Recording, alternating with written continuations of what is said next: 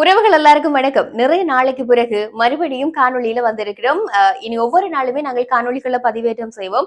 அதுக்கு பார்த்து கொண்டிருக்கிற உங்களோட சப்போர்ட் தான் எங்களுக்கு பெருமளவுல தேவை அப்படின்னு சொல்லிக்கொண்டு இன்னைக்கு இந்த காணொளியில நாங்கள் என்னென்ன விஷயங்களை பற்றி பேச போறோம்டா, இலங்கையை பொறுத்த வரைக்கும் இந்த ஓவர் நைட்ல ஒபாமா ஆகிற கணக்குல ஒருத்தர் இன்றைக்கு அதிக அளவுல பேசப்படுறாராம். அதோட இந்த கூகுள்ல தேடப்படுற நபர்கள்ல இரண்டாவது ஒரு நபராகவும் இவர் இடம் பிடிச்சிருக்கிறாராம். அந்த நபர் யார், என்ன காரணத்துக்காக இவர் தேடப்படுறார் அப்படின்னு சொல்லி எல்லாம் இன்றைக்கு இந்த காணொளியில நாங்கள் விரிவாக பேசுவோம். அடுத்தது, இந்த வருஷம் பிறந்து இப்போ ஒரு 12 நாட்கள் தான் ஆகி இருக்குது. இந்த ஒரு 12-13 நாட்களுக்குள்ள 6 மரணங்கள் மட்டக்களப்புல நடந்திருக்குது. அதுவும் நேற்றைக்கு நடந்திருக்கிற ஒரு சம்பவம் உண்மையில நெஞ்ச கதிகலங்க செய்திருக்கிற ஒரு சம்பவமா, ஒரு மரணமா தான் இருக்குது. அந்த ஒரு மரண சம்பவத்தை பற்றியும் இன்றைக்கு நாங்கள் இந்த காணொளியில பகிர்ந்து கொள்ள போறோம். இதை விடவும் நாட்டில் நடந்து இருக்கிற இன்னும் சில தகவல்களையும் உங்களோட நான் பகிர்ந்து கொள்ள போறேன்.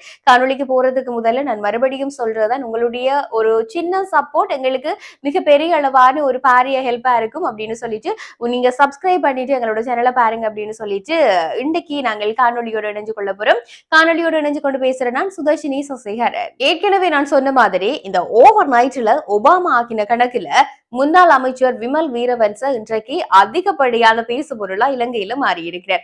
அதோட இந்த கூகுள்ல நீங்க போய் சர்ச் பண்ற இந்த பேர்கள்ல இரண்டாவது இடத்துலயும் விமல் வீரவன்ச இடம் பிடிச்சிருக்காரு. அதாவது வெற்றிகரமா இடம் பிடிச்சிருக்கிறாருன்னு சொல்லலாம்.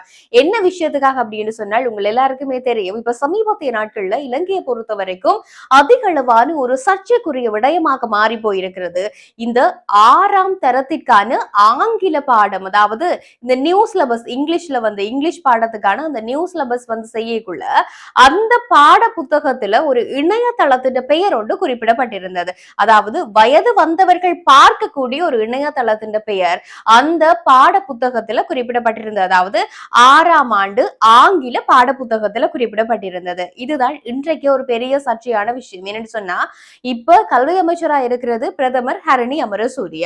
அப்படி இருக்கின்ற பொழுது ஹரணி அமரசூரிய தான் இன்று வரைக்கும் விமர்சிக்கப்படுற, பலரால விமர்சிக்கப்படுற ஒரு நபரா மாறி போயிருக்கிறார். இந்த அடிப்படையில ஒரு பெண் என்ற காரணத்துக்காக ஹரணி அமரசூரிய மீது பல்வேறுபட்ட தரப்புகளும் சேறு பூசுகின்ற செயல்பாடுகள்ல ஈடுபட்டு இருக்கின்றார்கள். பல்வேறுபட்ட தரப்பினர்களும் ஒரு அவதூறாக பேசுகின்றதை நாங்கள் கடந்த நாட்கள்ல பார்க்கக்கூடிய மாதிரியாக இருந்தது. இப்ப என்ன அப்படின்னு சொல்லி சொன்னால், ஹரணி அமரசூரிய பதவி விலக வேண்டும், ஹரணி அமரசூரிய கோ ஹோம் அப்படி என்று சொல்லி கல்வி அமைச்சுக்கு முன்னால், அதாவது கொழும்புல பத்திரமுல்லையில இருக்கிற கல்வி அமைச்சிற்கு முன்னால நேற்றைய தினம் காலையில ஹரணி அமரசூரிய கோ ஹோம் அப்படின்னு சொல்லி ஒரு பாரிய ஒரு ஆர்ப்பாட்டம் ஒன்று ஆரம்பிக்கப்பட்டிருக்குது. இதுல முன்னாள் அமைச்சர் விமல் வீரவன்ச, சிவில் அமைப்புகளை சேர்ந்தார்கள் அப்படின்னு சொல்லி எல்லாரும் சேர்ந்து ஹரணி அமரசூரிய அவர்களுக்கு எதிராக ஒரு ஆர்ப்பாட்டத்தை ஆரம்பிச்சிருக்கிறவா. இதுக்கு நீதிமன்றம் ஒரு உத்தரவை பிறப்பிச்சிருக்குது. நீங்கள் ஆர்ப்பாட்டம் செய்யறதுல எந்த ஒரு தடையும் கிடையாது. ஆனால் நீங்கள் வீதியில பயணம் செய்யறாக்களுக்கு இடைஞ்சல் இல்லாமல், அதோட இப்ப அந்த நிறுத்தி வைக்கப்பட்டிருந்த A-level எக்ஸாம்ஸ் எல்லாம் நடக்குது.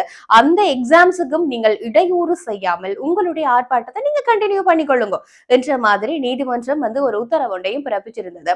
இப்ப அங்க போராட்டம் நடந்து கொண்டிருந்தது. உண்மையிலே அங்கே ஒரு சத்தியாகிரக போராட்டம் தான் அவை ஆரம்பிச்சிருந்தது. அதாவது கரணி அமரசூரிய பதவி விலக வேணும், கரணி அமரசூரிய வீட்டுக்கு போக வேணும், அதாவது எல்லாத்தையும் விட்டுட்டு வீட்டுக்கு போக வேண்டும் என்று சொல்லித்தான் அவ கோரிக்கையை முன் வச்சிருக்கிறேன். இப்ப என்னன்னு சொன்னால், இவர்கள் போராட்டத்துல ஈடுபடினோம் என்று சொன்னா அதை முழு நேர போராட்டமா இருந்து முற்றுப்பெற வைக்க வேண்டியது போராட்டத்துல ஈடுபடுற ஆக்களா வேண்டிய ஒரு பொறுப்பு தானே. இப்ப என்ன நடந்திருக்குன்னு சொல்லி சொன்னால், விமல் வீரவன்ச நைட்டோட நைட்டா வீட்டுக்கு போய் அதுக்கு பிறகு வடிவா டிப்டப்பா வெளிக்கிட்டு வந்திருக்கிறார். இந்த ஒரு காணொளிகளும் இப்ப சமூக வலைதளங்கள்ல பிரபலமாகி இருக்குது. அதாவது விமல் வீரவன்ச பிரபலமாகி இருக்கிற மாதிரி அவர் செய்கிற செயல்பாடுகளும் அதிக அளவுல பிரபலமாகி இருக்கு அப்படின்னு தான் சொல்லலாம். உண்மையில ஒரு நாட்டுல ஆட்சியில இருக்கிறது அப்படின்றது ஒரு சாதாரணமான விஷயம் கிடையாது. இதுவும் ஒரு கல்வி சீர்திருத்தத்தை கொண்டு வர்றதுக்கு இந்த அரசாங்கம் முனைகின்ற போது ஒரு புதிய கல்வி சீர்திருத்தம் வேண்டாம் அப்படி என்று சொல்லி பாரிய அளவான எதிர்ப்பலைகள் நாடு முழுவதிலுமே இருக்குது. அது ஒரு முக்கியமான விஷயமா இருக்குது. இப்ப புதிய கல்வி சீர்திருத்தங்கள் வேண்டாம்ட்டு இந்த நேரத்துல இப்ப கல்வி அமைச்சில் ஒரு தீர்மானம் ஒன்று எடுக்கப்பட்டிருக்குது. இது சம்பந்தமாக அமைச்சர் நலிந்த ஜாயதீசோ சில விஷயங்களை தெரியப்படுத்தி இருக்கு. அதாவது இப்ப கல்வி மறுசீரமைப்புகளை செய்யறதுக்கு இந்த அரசாங்கம் அரசாங்கம் முடிவெடுத்திருந்தது. இருந்த பொழுதிலும் 2026ஆம் ஆண்டு இப்ப இந்த கல்வி மறுசீரமைப்புகளை செய்யாம 2027ஆம் ஆண்டுல இதை நாங்க செய்வோம் அப்படின்னு சொல்லி அவர் இன்றைய தினம் ஒரு அறிவித்தல் ஒன்றையும் வெளியிட்டு இருக்கிறத நாங்கள் காணக்கூடிய மாதிரியாக இருக்குது. உண்மையில இந்த ஒரு கல்வி மறுசீரமைப்பு இந்த ஒரு கல்வி மறுசீரமைப்பு என்ற ஒரு பிரச்சனை வந்ததுல இருந்தே இது அதிக அளவான சர்ச்சைகளை உருவாக்கி இருக்குது அப்படி என்றுதான் நாங்க குறிப்பா சொல்லணும். இந்த நேரத்துல ஹரணி அமரசூரிய அவர்களுக்கு எதிராக நம்பிக்கை இல்லா பிரேரணி ஒன்றை பாராளுமன்றத்துல கொண்டு வந்து நிறைவேற்றதுக்காக எதிர்கட்சிகள் எல்லாம் இப்ப அந்த கையொப்பம் சேகரிக்கிற பணிகள்ல வந்து முன்முறமா ஈடுபட்டு இருக்கிறோம். இந்த நேரத்துல தமிழ் தரப்புகள்ல இருந்து சிவஞானம் ஸ்ரீதரன் அவர்களாக இருக்கட்டும், கஜேந்திரகுமார் எம்பியாக இருக்கட்டும், இவர்கள் எல்லாரும் வந்து ஹரணி அமரசூரிய அவர்களினுடைய கட்சிக்கும் எங்களுக்கும் இடையில கொள்கை ரீதியான வேறுபாடுகள் இருந்தாலும் ஒரு பெண் என்ற ரீதியில அவ மேல இவ்வாறான அவதூறுகள் பரப்பப்படுறதை நாங்கள் ஒரு பொழுதும் ஆதரிக்க போவதில்லை அப்படி என்று சொல்லி அவர்கள் குறிப்பிட்டிருக்கின்றார்கள். இது உண்மையில வந்து பாராட்டப்பட வேண்டிய விடயமாகத்தான் உண்மையில நான் பார்க்கின்றேன். ஆக இது தொடர்பான உங்களோட கருத்துக்களையும் சொல்லுங்க. என்னன்னு சொல்லி சொன்னால் ஒரு கல்வி மறுசீரமைப்பு அப்படின்றது மிக முக்கியமான ஒரு விஷயமாக பார்க்கப்பட்டாலும் அதுல எப்படியான விடயங்கள் உள்ளடக்கங்கள் இடம்பெற வேண்டும் அப்படின்றது மிக முக்கியமான விஷயம்.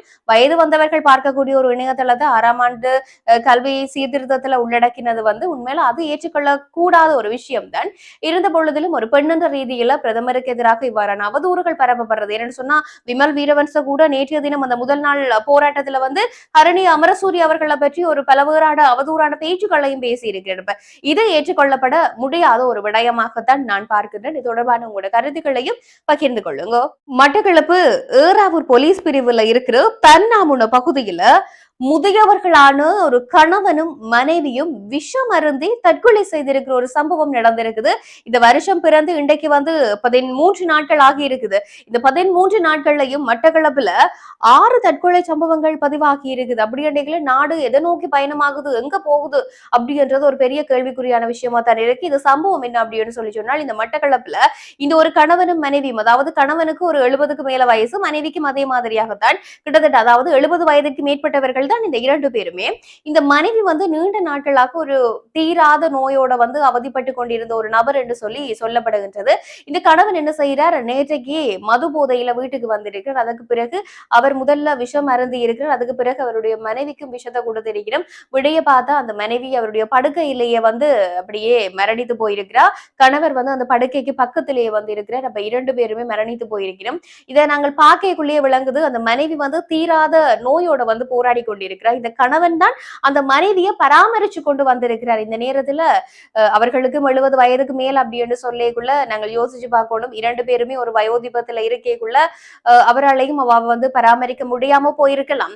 அப்ப அதனால வந்து இனிமேல் நம்ம இந்த பூமிக்கு எதுக்கு பாரமாண்டு கூட அவர்கள் யோசிச்சிருக்கலாம். இப்பொழுது இருவருமே வந்து தற்கொலை செய்து கொண்டு அவர்கள் தங்களுடைய உயிரை போக்காட்டி இருக்கிறோம். இது உண்மையிலே ஒரு கவலையான விஷயம் தான். அப்படி இருக்கின்ற பொழுது இந்த ஒரு மரண சம்பவம் வந்து அதிக அளவுல பலரையும் சோகத்துல ஆழ்த்தி இருக்கு அப்படி என்று நாங்கள் குறிப்பாக சொல்லிக் கொள்ளலாம். அடுத்ததா நீங்கள் நினைச்சு கூட பார்க்க மாட்டீங்க இப்படியெல்லாம் ஒரு சம்பவம் நடக்குமான்னு சொல்லி இந்த ஒரு சம்பவம் நடந்து இருக்குது. ஒரு 13 வயது சிறுமிக்கு நடந்திருக்கின்ற ஒரு விபரீதம் தான் இந்த சம்பவம் எங்க நடந்திருக்கு அப்படின்னு சொல்லி சொன்னால் புத்தளம் சிலாபம் பங்குதனிய பிரதேசத்துல தான் இந்த ஒரு சம்பவம் நடந்திருக்கு. சம்பவம் என்ன அப்படின்னு சொல்லி சொன்னால் ஒரு 13 வயது இருக்கின்ற ஒரு சிறுமி, ஒரு சின்ன பிள்ளை தான், 13 வயதுக்குள்ள பள்ளிக்கூடம் படிக்கிற ஒரு பிள்ளை தான். இந்த பிள்ளை என்ன செய்திருக்குன்னு சொன்னால் ஏதோ ஒரு இடத்துல பணிபுரியுதாம். எனக்கு விளங்க இல்லை, இப்ப பள்ளிக்கூடம் படிக்கிற ஒரு பிள்ளை வந்து பள்ளிக்கூடம் படிக்கிறத விட பணிபுரியுது அப்படின்னு சொல்லிக்கல. இந்த சிறுவர் உரிமைகளை பற்றி பேசுகின்ற அமைப்பினர் எல்லாம் எங்க போயிட்டு நம்ம சொல்லி தெரியல. இந்த பிள்ளை வந்து எங்கேயோ பணிபுரிஞ்சு கொண்டு இருக்குது. அப்போ ஒரு 19 வயது நபரோட வந்து ஒரு காதல் உறவுல இருந்திருக்குதாம். இதற்கு பிறகு அந்த நபர் இந்த பிள்ளைய வந்து பாலியல் துஷ்பிரயோகம் செய்திருக்கிறார். அதுக்கு பிறகு வெரட்டியும் இருக்கிறாராம். இந்த விஷயத்தை நீ வெளியே சொன்னீன்னு சொன்னா உன்னை நான் கொலை செய்து விடுவேன் என்று சொல்லி. இதுக்கு பிறகு இந்த பிள்ளை யாருக்குமே இந்த ஒரு விஷயத்த சொல்லாம இருந்திருக்குது. இதன் பிற்பாடாக இவர்களுடைய காதல் உறவு துண்டிக்கப்பட்டிருக்கு. இதுக்கு பிறகு இந்த பிள்ளை இன்னும் ஒரு நபரோட காதல் உறவுல இருந்திருக்குது.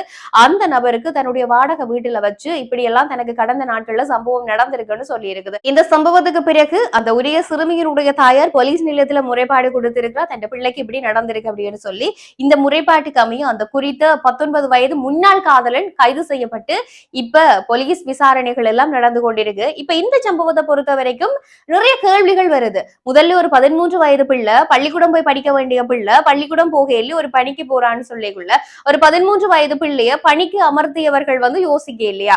ஒரு சின்ன பிள்ளைய நாங்கள் வேலைக்கு அமர்த்திக்குள்ள இது ஒரு சிறுவுரிமைகளை மீறுகின்ற செயல்பாடு அப்படின்னு சொல்லி தெரிய இல்லையா? அதோட பிள்ளை வந்து பள்ளிக்கூடம் போகாம வீட்டை இருந்திருக்குன்னு சொல்லி சொன்னால் பெற்றோர்கள் அது வரைக்கும் எங்க போனார்கள்? அதோட இந்த பிள்ளை ஒரு வாடகை வீட்டுல தான் தங்கி இருக்குது. முதல்ல அந்த பிள்ளைக்கு துஷ்பிரயோகம் நடந்ததும் இதே வாடகை வீட்டில் என்று சொல்லிக்குள்ள அந்த ஒரு 13 வயது பிள்ளை எப்படி ஒரு தனியாக ஒரு வாடகை வீட்டை பிடிச்சு இருக்க முடியும்னு சொல்லி பலவேறான கேள்விகள் இருக்குது. ஆக இந்த பிள்ளைகளை வச்சிருக்கிறவை ஒவ்வொரு தடவை வந்து இந்த வயிற்றுல நெருப்ப கட்டி கொண்டு இருக்கிற மாதிரி கவனமா வச்சிருக்க வேண்டிய ஒரு சூழ்நிலையில இப்படி ஒரு 13 வயது பிள்ளையை வந்து தான் தோண்டித்தனமா விடையக்கில்லை. இப்படியான பல சம்பவங்கள் நிகழத்தான் கூடும்.